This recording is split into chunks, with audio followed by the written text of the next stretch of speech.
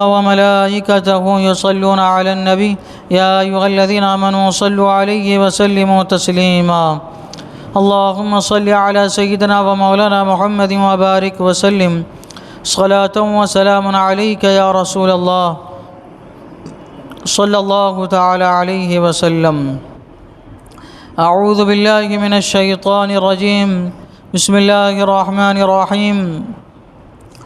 وإن تعجب فعجب قولهم أإذا كنا ترابا أإنا لفي خلق جديد أولئك الذين كفروا بربهم وأولئك الأغلال في أعناقهم وأولئك أصحاب النار هم فيها خالدون.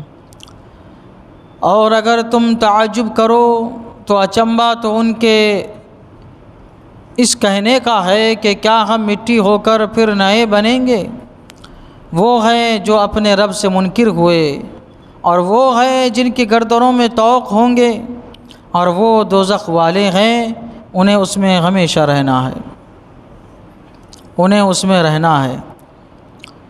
حضرات گرامی، اس سے پہلی والی آیتوں میں اللہ تبارک و تعالیٰ نے اپنے قدرت کے دلائل دیے.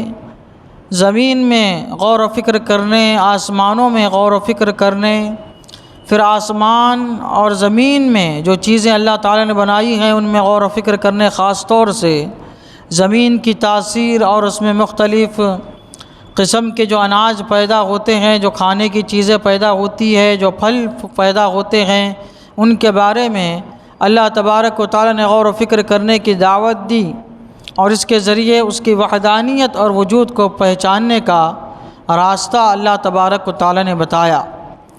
لیکن یہ کم بخت کفار و مشرکین پھر بھی ایمان لانے کے نہیں. ان کے درمیان سب سے پہلی اللہ کی دلیل تو یہ تھی کہ نبی کریم صلی اللہ تعالی علیہ وسلم ان کے سامنے موجود تھے. اللہ تعالیٰ کی طرف سے سب سے بڑی دلیل، اور اس پر یہ کہ اللہ تبارک و تعالیٰ نے اپنا کلام ان کے اوپر نازل فرمایا.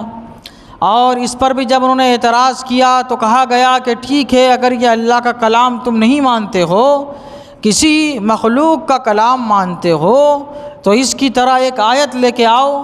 اس وقت کے جو بڑے بڑے علماء تھے، فصحاء تھے، بلغاء تھے، جو ان کے تھے، سب کو چیلنج کیا گیا، پوری دنیا کے لوگوں کو چیلنج کیا گیا، لیکن کوئی بھی قرآن کریم کی ایک آیت کے مثل بھی نہ لا سکا، عاجز ہو گئے. تو یہ بھی کیا ہے؟ دلیل تھی ان کے لیے. اور اس کے علاوہ حضور صلی اللہ علیہ وسلم کے معجزات تھے. پھر یہ کہ ان کو کہا گیا آسمان اور زمین میں غور و فکر کرو، لیکن یہ پھر بھی ایمان نہیں لائے. اللہ تبارک و تعالیٰ فرماتا ہے اور اگر تم تعجب کرو تو اچنبھا تو ان کے اس کہنے کا ہے. جب حضور صلی اللہ تعالی وسلم کو تعجب ہوا کہ اتنے سارے دلائل کے باوجود بھی ایمان نہیں لاتے، اندھے ہو چکے ہیں، عقل پہ ان کے پردہ پڑ چکا ہے، تعجب ہوا، تو اللہ تعالیٰ فرماتا ہے اے محبوب تم کو تو ان چیزوں پہ تعجب ہے، لیکن اس سے بڑھ کر تعجب والی چیز اور ایک ہے. وہ کیا ہے؟ ان کا عقیدہ تھا کہ جب انسان مر جانے کے بعد گل جائے گا، سڑ جائے گا، ختم ہو جائے گا، یا جلانے کے بعد راکھ ہو جائے گا، تو پھر وہ کیسے زندہ ہوگا؟ زندہ پھر وہ کیسے ہوگا؟ ایسا ہو ہی نہیں سکتا کہ جو انسان گل گیا اس کا وجود سب ختم ہو گیا، یا جو جل گیا راکھ ہو گیا، ہوا میں اڑ گیا، پتہ نہیں کہاں ہے. تو یہ کہتے تھے کہ پھر اسی شکل میں کیسے زندہ ہوگا؟ اللہ تبارک و تعالیٰ فرماتا ہے اس سے بڑی تعجب، سب سے بڑے تعجب کی بات تو یہ ہے کہ وہ بعث بعد الموت، یعنی مرنے کے بعد پھر دوبارہ زندہ ہونے کا انکار کر رہے ہیں. یہ کہہ کے اللہ تعالیٰ فرماتا ہے اولئک الذین کفروا بربہم، وہ ہیں جو اپنے رب سے منکر ہو رہے ہیں، انکار کر رہے ہیں.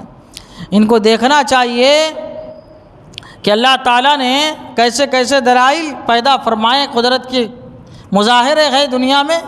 اب آپ دیکھیے ایک درخت کو لے لیجئے، ایک درخت یہ پیدا ہوتا ہے، پھر پھلتا پھولتا ہے، پھر کئی سال گزرنے کے بعد اس کے پتے جھڑنے لگتے ہیں، وہ جو درخت ہے وہ کمزور ہونے لگتا ہے، وہ سوکھنے لگتا ہے، پھر ایک وقت ایسا آتا ہے کہ وہ درخت ختم ہو جاتا ہے.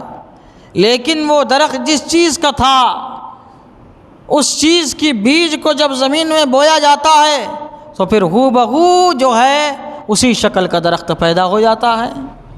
تو جس طرح اس درخت کے بیج سے دوبارہ اسی طرح کے درخت کو پیدا کیا گیا، تو انسان اگرچہ گل جائے گا، سڑ جائے گا، راکھ ہو جائے گا، ختم ہو جائے گا، لیکن اللہ تبارک و تعالی اس کی ایک چیز کو باقی رکھے گا، اسی چیز سے اللہ تبارک و تعالی اس کو دوبارہ اسی شکل میں لائے گا۔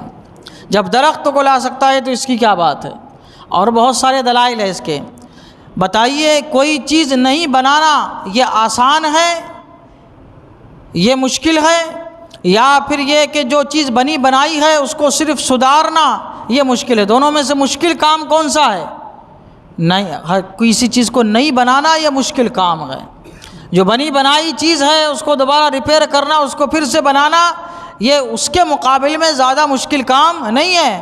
اللہ تعالیٰ نے دعوت دی تم اپنے آپ پہ غور و فکر کرو۔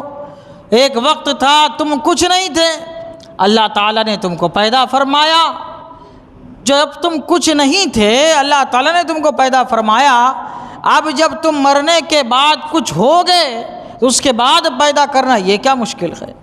نہیں تھے جب پیدا کیا تو پھر جب ہو گئے تو یہ زیادہ مشکل نہیں ہے، یہ تو بہت سے اور آسان ہے۔ اللہ تعالیٰ کی قدرت کے لیے تو سب آسان ہے، لیکن ان کم ظرفوں کو، کم عقلوں کو، یہ بد عقلوں کو سمجھانے کے لیے کہا جا رہا ہے۔ اللہ تعالیٰ کے لیے سب چیزیں کیا ہے؟ برابر ہے، نیا پرانا سب برابر ہے اس کے لیے۔ اللہ تعالیٰ فرماتا ہے یہ اپنے رب کے منکر ہوئے، اور وہ ہیں جن کے گردنوں میں طوق ہوں گے، آگ کے طوق ہوں گے۔ طوق کا ایک مطلب یہ بھی ہو سکتا ہے کہ ان کے گردنوں میں دنیا میں گمراہیوں کے طوق ہوں گے کہ یہ اس سے نکل نہیں پائیں گے، آخرت میں تو ان کا عذاب ہوگا ہی۔ فرماتا ہے وَأُولَٰئِكَ أَصْحَابُ النَّارِ، اور وہ دوزخ والے ہیں، ہم فیہا خالدون، انہیں اس میں ہمیشہ رہنا ہے۔